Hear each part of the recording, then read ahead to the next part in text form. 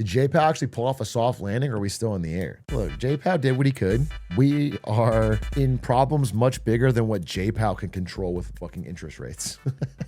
You know, I talk about bond yields. US borrowing costs for our debt just hit like a 17, 18-year high. They just have been spiking. Japan's borrowing costs just hit like 20, 30-year high. Bond yields are rising across the board, and that's usually one of the ways shit starts to break. UK's borrowing costs going crazy. There's just a structural sense that everyone is not willing to lend the money they were willing to lend before. Except for China. Well, China's a bit different. China's bond yields are so low, but largely because they are, like, it's not other countries loaning it to China.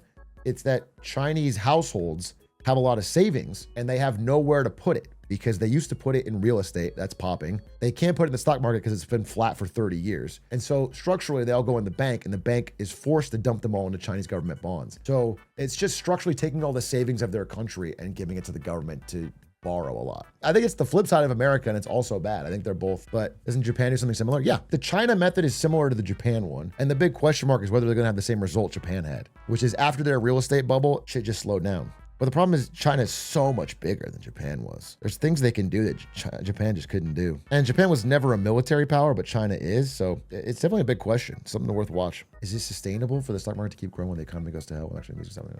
I mean, a couple things can make it stop. One of them is if bond yields keep rising. So let me explain what that means. I think it's worth knowing. Like what could make this break? No one ever knows. There's a great book, Devil Tank the Hindmost, about all the different bubbles and shit like that in the history of all stock markets. You'll never know, bro. But okay, bond yields is basically, this is an IOU from the government, right? This is a bond, 30 years. You give me money, I'll give it back to you in 30 years with some interest. The amount of interest, let's say it's 2%. It's like an auction. The government goes out and goes, we have this IOU. Who wants it? We need your money. We'll give you an IOU. And everyone goes, oh, me. China and Japan and all these people go, me. We'll give you the money. But if nobody shows up, then they have to raise the yield. So they go, okay, nobody wants this. How about 3%? Nobody wants this. How about 4%? And every time you do this, the costs of running our government go exponential because we fund a lot of our government through debt. And so if we have to borrow at these higher, it's like running your life on a high interest credit card.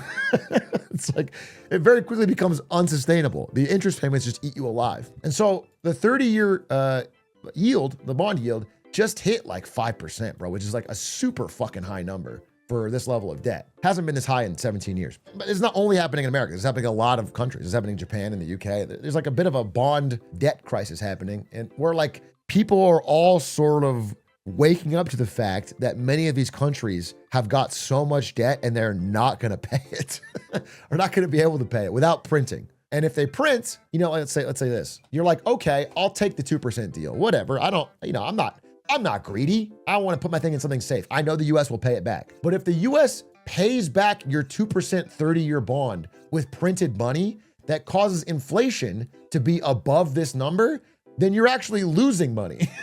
You're stuck in a 30-year transaction. If inflation is above 2% a year, then you're actually losing money on interest every year. And so that's why nobody wants these low yield shits from any country that's going to print. That's like the simple thing on bond math. You know, you don't have to know all that, but that's just the basic idea of why it's a big deal. Previously, like in Trump's terms, when the yields have approached 5%, he does something to try and bring it back down. Like he backs off. This is kind of where the first taco trade came from.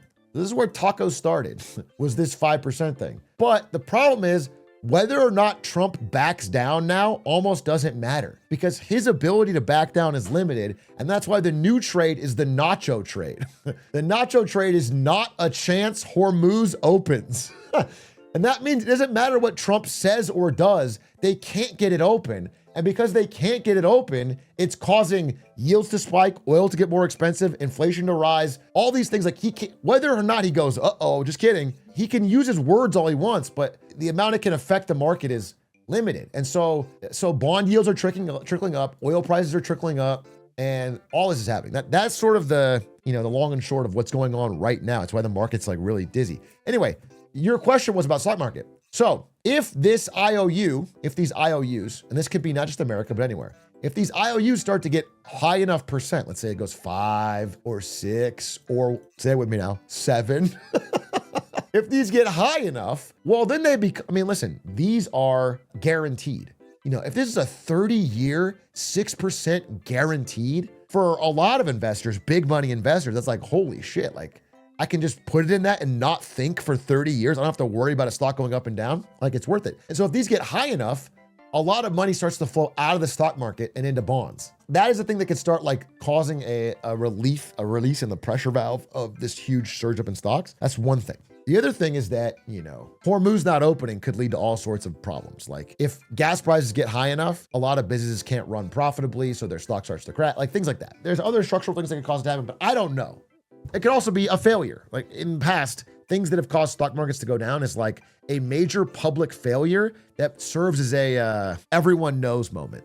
So for example, like Bear Stearns in 07, when this company failed, it went from like, oh, there's trouble in the housing market to like, holy fuck, everyone panic, get your money out, And then because Bear Stearns stock went to fucking zero, went bankrupt, everyone was like taking a close look at other stocks they held that had any risk. And they started to sell them to get out of them in case this has happened. And it causes this panic recursive sale. So like, this is a random example, but like if Carvana was found out to be a fraud, which it is, and the stock tanked, and everyone goes, whoa, what the fuck? And they start looking at other companies that are like tied to auto loans. And they notice like a bunch of bad auto loan debt is on bank books or whatever. And they start pulling out of bank stocks and all these things could happen, right? Or, there's a really weak IPO for an AI company. Or if one of the big AI superscalers reports a really bad quarter, which by the way, is not happening and has not happened. I do want to say NVIDIA had a blockbuster quarter today. The money being made, here's the thing. I don't know how long. I really don't know. I mean, AI, it's going full speed ahead. Anthropic's making money. NVIDIA's making money. I have a chart here I really want to show you. Yeah, this one right here. It's like not even these companies making a lot of money. It's these companies. These companies are just printing cash. All these picks and shovel companies. Right now, the AI bubble is a massive transfer of money from these companies to these companies and to stock investors. It's crazy. NVIDIA, Samsung, SK Hynix, Micron, TSMC are just like at the end of the day, walking away with real hard cash. They're getting paid through the nose for memory chips, AI chips, data center stuff. Like they're making fuck you money. The Korean economy, the Taiwanese economy are both surging entirely on the backs of these companies because all the tech companies in the world are just funneling cash into their hands, handing them bags after bags of billions of dollars. So yeah, I don't know. It's a very weird time. The workers get paid shit. Their workers get paid okay, but they want a higher share as they should rightfully demand. The Samsung employees are going on strike. I've supported it. I made a fucking couple posts about it. I really want Samsung strikers to win because the windfall profits that Samsung has made are astronomical. They're like, they could pay every employee like a $400K bonus and still have their most profitable quarter ever. Something like that, like something absurd. It's like truly crazy. That's how much money is being made. Did you see Anthropic hitting their first profitable quarter?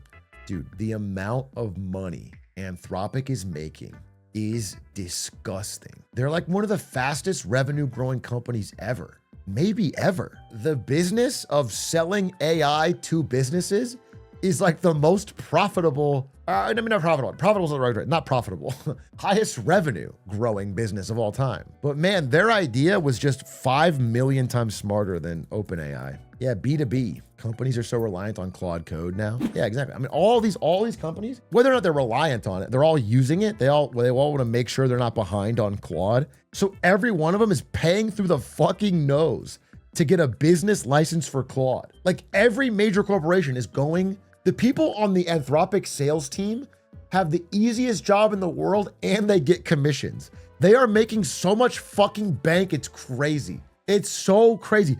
They literally just walk in, kick their feet on the table, say, yeah, we'll sign you up for 100 grand a seat. Or, They get the license. Yeah. And they get commission and they make so much fucking money. It's crazy. They got blackballed by Trump. They got blackballed out of the Pentagon. That's true. But that little stunt only made them more popular, to be honest. The Trump fucking them over with the Pentagon thing, forcing them to have AI killbot drones, got him a ton of name recognition and got him on the #1 in the App Store. Like most things Trump does, it backfires. A teacher showed us an essay written by Claude and boasted about how much a better job he did by prompting than us writing.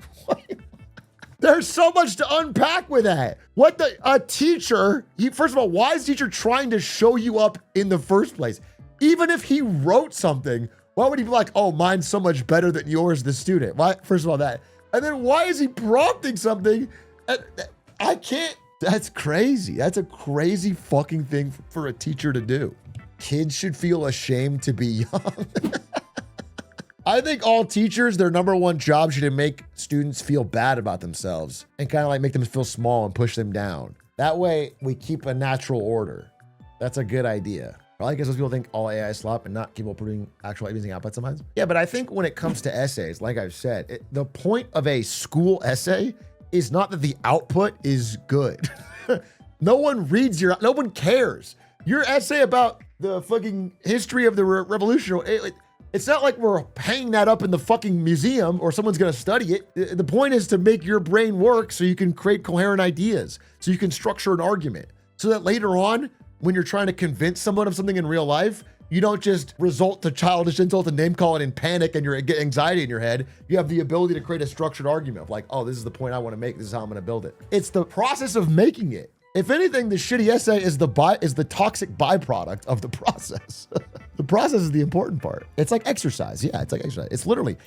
Yeah. It's actually exactly like, it's like if you went to the gym to work out and you were like, hey, wait, I figured something out. If I get a robot arm, it could pick up a heavy weight. It's like, yeah, okay, yeah, that's true. But why did you show up here then? What's the point?